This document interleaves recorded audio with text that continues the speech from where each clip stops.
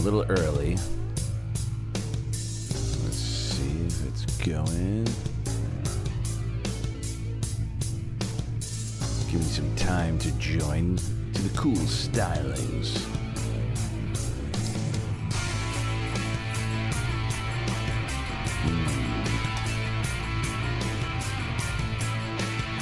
Are you joining us?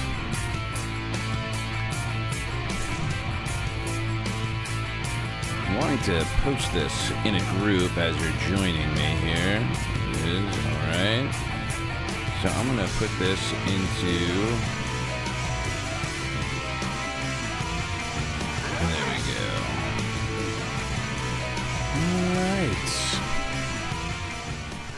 go. Alright, welcome to the heart of NLP. Creating confidence using NLP. NLP in action. And what does that mean? Well, how important is confidence? Or how important is confidence? How confident are you in your ability to create confidence? And I will share a story. And as a matter of fact, I will probably share this story again this week. If you are, I'll put the schedule in. I'm doing a few Real Deal interviews this week. Got Tommy Savit on Tuesday, I believe. On Wednesday, I think it is going to be Matt Millen, who is the vice president of sales with Tony Robbins when I was there. And then the Thursday will be the amazing Greg Gleason, the illusionist and magician, an amazing guy who uses NLP. We'll talk about that quite a bit. But I'm sharing this story, I'm bringing this up because, well, I had an opportunity to use my skills on purpose. See, I was blessed to have the opportunity to get this job with Tony Robbins, and they flew me out to San Diego to, for lack of a better word, audition. Now, I already had the job. I was already given the job, and what had happened was I really didn't know exactly what I was doing just yet. I'd never seen the gig in action. I didn't really know what to expect. All I knew is I was speaking already. I was coaching already. I was a master practitioner at the time. I wasn't yet a trainer of NLP, but I was a master practitioner. And I applied what Tony taught me to create incredible results in my life, whether it be transforming my health or, more importantly, basically starting from nothing and creating an incredible career in the music industry, working on multiple Grammy-winning records. And I was going through the whole process of reinventing myself, and I had this opportunity to work with Tony. And they flew me out to San Diego, where I had to demonstrate my training that I would be doing. Now, they had sent me the script, and they'd sent all of this to me, but I'd never seen it done before. I didn't have any real model on how it was supposed to work. And NLP is all about modeling. I didn't have the model to build. So what had happened was I bombed. I failed miserably. I was unable to deliver the content as I should have. I had the confidence to show up, and that was great. And I had the confidence to deliver, albeit very poorly. And that was the challenge. It was a bad delivery. It was poor performance. So...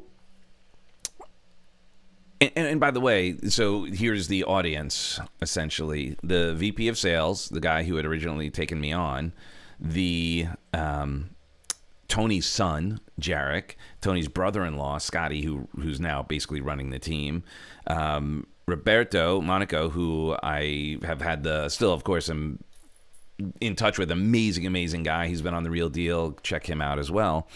And a few of the other team members, and one other guy that was being hired essentially at the same time as me. And so I bombed. It was horrible. And we'll have this chat on Wednesday with Matt. Matt came up to me and he said, "Dude, what happened? What did you do? You're not on, you don't have any sessions, you don't have any gigs. Like we're taking your calendar and you've got 2 weeks to get your butt in gear and send us videos of you doing what we need you to do correctly." And I had an opportunity, and then that night we all went out to dinner. And I had an opportunity that night to make a decision. I could sulk. I could sit in the corner and sulk, and woe is me, and oh, I screwed up, and I could have just wallowed in my sorrows at that time.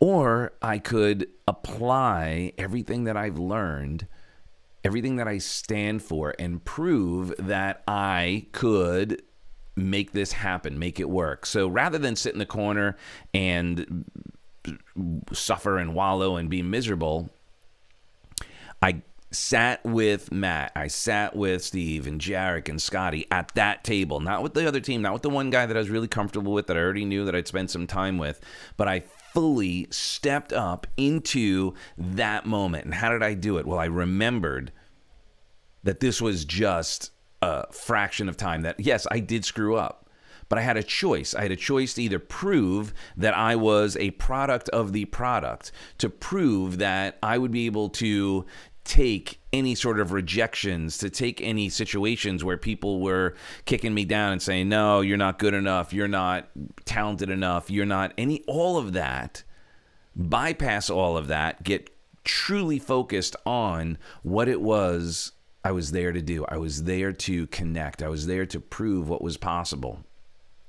Now, cut back to the 2 weeks later, I came home, tail between my legs a little bit, and I woodshedded. Man, I did the work. I practiced. I studied. I memorized. I made sure that I got it down.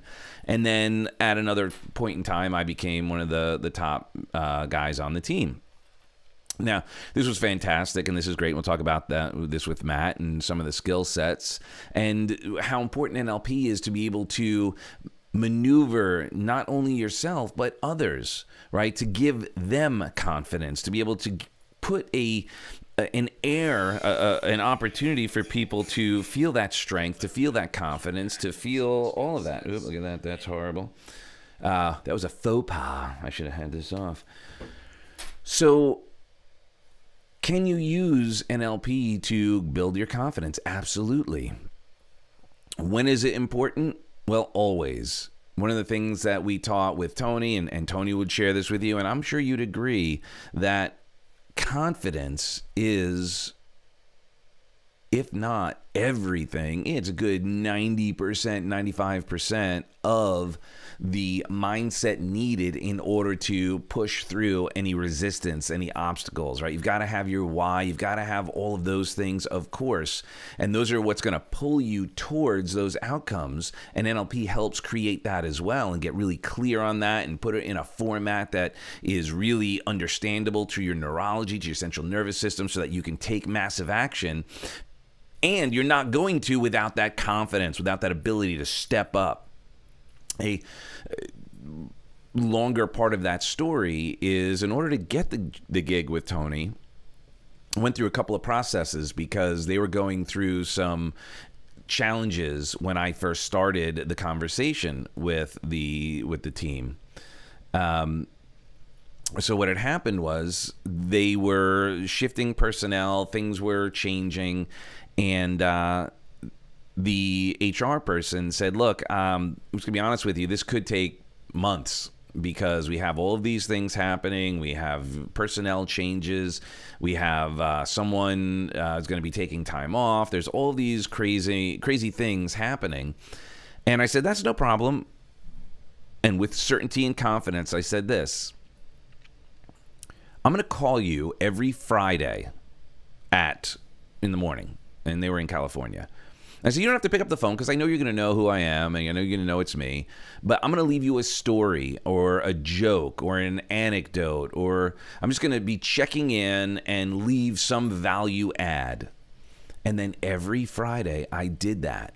I left a story. I shared something. I was persistent and consistent in showing up with confidence to deliver some information, some value add, something special. Now, during the process, again, of getting with Tony, I was stopped along the way by someone during the interview process, all the different people that we went to speak to, and they said, he doesn't have a lot of, this sales experience, and he doesn't have the, he's got this other business going on with music and all this, so, maybe this isn't the right gig for him. And the person who I had told, with all that certainty and confidence, that I was going to call every week, she pushed me through and said, no, you don't understand. This is the kind of person we need in this position. He's the only one who said they were going to do X, Y, and Z and followed through with it. And that took certainty and confidence, because imagine this, every week on a Friday, calling and saying, hey, here's a story, here's a joke, here's something. As I promised, I'm going to call you every Friday. And then I did. And she never got back to me. I only found out when that person had basically pushed back, and she had pushed me through. Now, the other thing why this is really important is to be able to help someone access confidence within themselves. So if you're in sales, not only do you have to have more confidence than that other person may have fear, you also are going to benefit greatly from helping that person access confidence within themselves to take action, to be able to utilize and take advantage of the gift, the service, the benefits that you have to offer. They need to access that inner confidence to overcome their own fear and to follow through. If we're committed to helping them get results, this is one of the ways we do it, is by helping them create that confidence within themselves. And this also happened with working in the treatment industry. So some of you may or may not know this or recall this, or we may have met this way. Got recruited from working with Tony Robbins to actually bring personal development to the drug and alcohol treatment world. And what was really powerful about that is the certainty and confidence one would need to be in that environment, and more importantly, to help them access certainty and confidence so that they could create a life worth being sober for, so that they could overcome the conversations in their head. There were plenty of times when we would have a group and there would be people unhappy to be there. How about that? They're not really thrilled that they are in treatment. And by utilizing NLP and applying the tools, the strategies, was able to help so many people get out of their own way. And what we really learned through all this is drugs and alcohol aren't the problem. They're the solution anyway. And it all starts with ourselves. And what is NLP but language for how we're already doing what we're doing? It's just a way to understand it. Really, it's the study of the subjective human experience. So when you understand NLP, you understand humans. You could also notice when things are happening, when things are going wrong, perhaps when things are having challenges and we are wondering, what's going on? How is this possible? And then be able to do something about it, not only with ourselves, but with others, to show them what's possible. So if this is something that interests you, if you're thinking to yourself, you know what, NLP sounds very interesting. Neurolinguistic programming is something that I see how it could help. If you'd benefit from more confidence, more certainty, or if you'd benefit from understanding how to influence yourself and others, right? The first person you need to influence is yourself.